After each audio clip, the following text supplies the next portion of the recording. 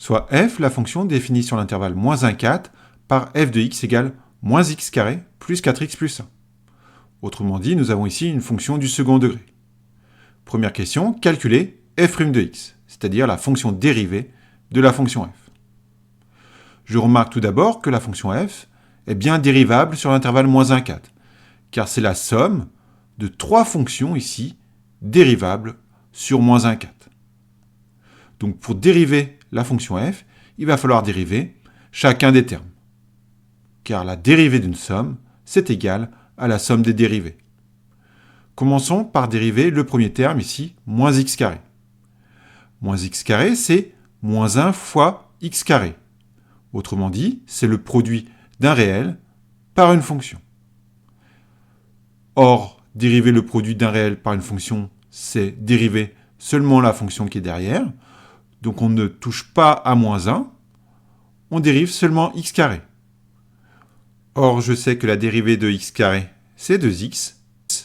Donc la dérivée de moins 1 fois x carré, c'est moins 1 fois 2x, c'est-à-dire moins 2x. Passons ensuite au deuxième terme. Le deuxième terme de la fonction f, c'est 4x, c'est-à-dire 4 fois x. On retrouve de nouveau le produit d'un réel par une fonction. Donc pour dériver ceci, on ne touche pas au réel, on dérive seulement la fonction qui est derrière. Or, la dérivée de x, c'est 1. Donc la dérivée de 4 fois x, c'est 4 fois 1, c'est-à-dire 4. Passons enfin au dernier terme. Le dernier terme de la fonction, c'est 1. Or, je sais que la dérivée d'une constante, c'est 0. Donc la dérivée de 1, c'est 0. Conclusion, f' de x est égal à moins 2x plus 4. Deuxième question. Dresser le tableau de variation de la fonction f sur l'intervalle moins 1, 4.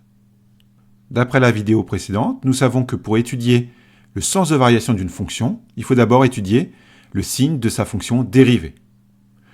Donc nous allons faire un tableau de variation avec, sur la première ligne, donc les abscisses qui vont de moins 1 à 4, car l'ensemble de définition c'est l'intervalle moins 1, 4. Ensuite, nous allons rajouter une ligne pour le signe de la dérivée. Et à partir du signe de la dérivée, nous pourrons en déduire les variations de la fonction f. Commençons donc par dresser le tableau de signes de la dérivée f' de x. Pour dresser ce tableau de signes, on commence par savoir quand est-ce que cette fonction dérivée est égale à 0, en résolvant cette équation. Pour résoudre cette équation, on fait moins 4 de chaque côté de l'égalité. On obtient donc comme équation équivalente moins 2x égale moins 4.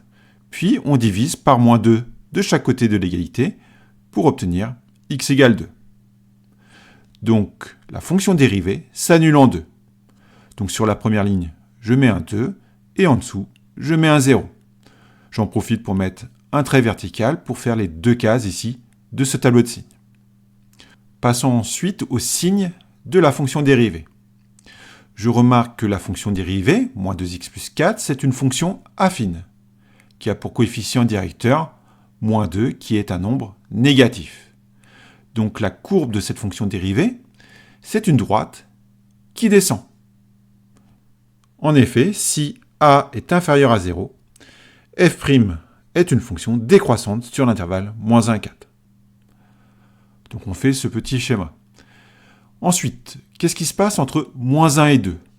Entre moins 1 et 2, la droite est au-dessus de l'axe des abscisses, donc la fonction, ici f' de x, est positive. Ensuite, entre 2 et 4. Entre 2 et 4, comme on peut le voir sur ce schéma, la droite est en dessous de l'axe des abscisses, donc la fonction f' de x est négative. Passons maintenant au tableau de variation de la fonction f. Sur l'intervalle moins 1, 2, la dérivée est positive, donc la fonction f, elle est croissante. Ensuite, sur l'intervalle 2, 4, la dérivée est négative, donc la fonction f est décroissante. Il nous reste ici à trouver les différentes images de la fonction f en prenant une calculatrice. Dans le menu graphe de cette calculatrice, nous rentrons la formule de la fonction f, c'est-à-dire moins x carré plus 4x plus 1. Et dans le tableau de valeurs, nous voyons que l'image de moins 1 par cette fonction f, c'est moins 4. L'image de 2, c'est 5. Et l'image de 4, c'est 1. Et voilà, le tableau de variation de la fonction f est complet. Dernière question, traçons la courbe représentative de la fonction f dans ce repère.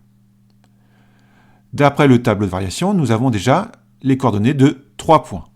Je sais que l'image de moins 1, c'est moins 4, l'image de 2, c'est 5, et l'image de 4, c'est 1. Donc je place le point de coordonnées moins 1, moins 4, ainsi que le point de coordonnées 2, 5, et enfin le point de coordonnées 4, 1. Ensuite, toujours d'après le tableau de variation, je sais que la dérivée en 2 est égale à 0. Cela signifie que la courbe émet au point d'abscisse 2 une tangente horizontale, que je trace ici. Ensuite, je place d'autres points de cette courbe grâce au tableau de valeur de la calculatrice avec par exemple un pas de 0,5. Et pour terminer, on trace à main levée une parabole qui va passer par ces différents points et qui ressemble à ce que j'observe ici sur ma calculatrice. En prenant bien soin d'arrondir ici la courbe au sommet de la parabole, car on a ici une tangente horizontale, donc il faut bien arrondir, il ne faut pas faire quelque chose de pointu. Et voilà, nous avons tracé la courbe de la fonction f.